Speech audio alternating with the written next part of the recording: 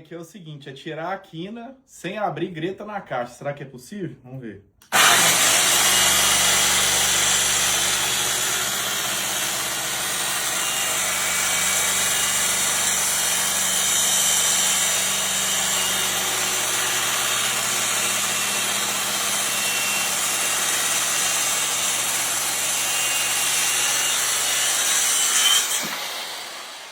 Eita! A matemática deu bom, hein?